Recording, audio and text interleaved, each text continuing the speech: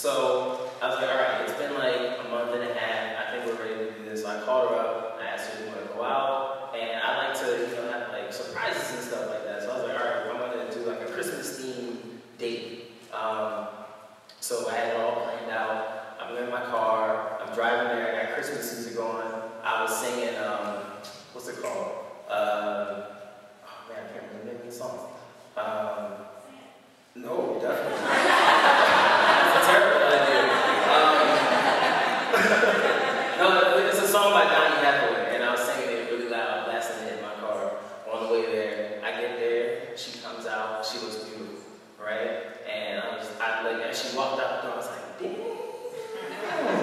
Okay, so she gets in, we go to the Parkway Institute because they're showing the Muppet movie because we're big kids, right?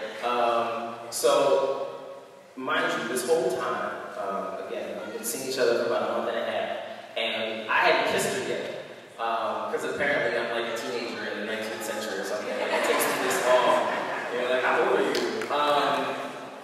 But I hadn't, and I was like, all right, today is the day. And again, I like to plan everything, so I had this all planned out. Like, we were gonna go to see the Muppet movie, and then we were gonna do like, we were gonna go to Macy's and see like the big Christmas tree, and when they do the thing with the organ and all this stuff. And then right at the end of the night, I was gonna grab her and I was gonna kiss her, and it was gonna be great, and we were gonna live happily ever after and have a little curly hair baby running around or something like that.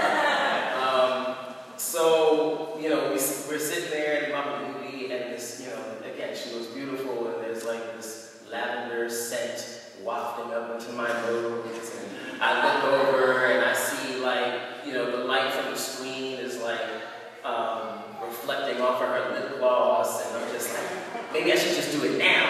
And then I'm like, that's real creepy, because like, again, I ain't kissed her yet, and I didn't want to be like in the back of a movie theater at the Franklin Institute seeing a Muppet movie. There's like 8 rows in front of us. Like that's not a good idea.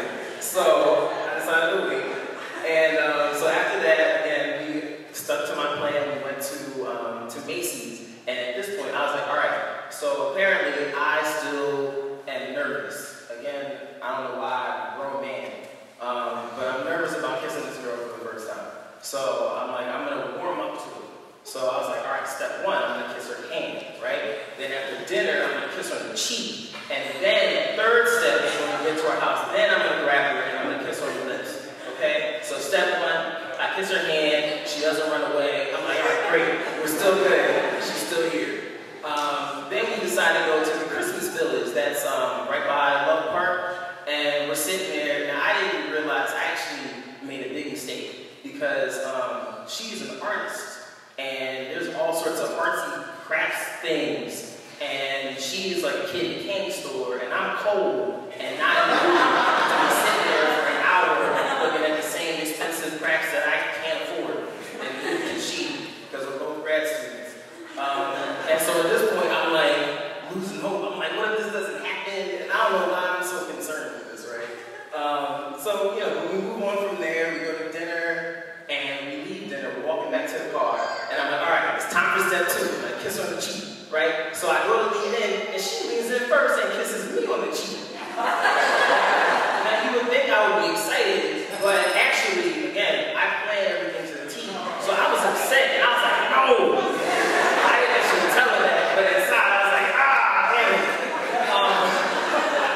So it's time to go back home, or time for me to take her home. So we drive there, we get out, and I'm like, all right, this is going to happen for real now, because I don't have any choice, because she's going home to Pittsburgh the next day. So I finally, we're standing there, we're saying goodbye, and I'm just like, damn it, David, do it. Damn it, David, damn it, David. Okay, so at this point, she probably don't know what the hell's wrong with me, because I'm just standing there blankly staring at her.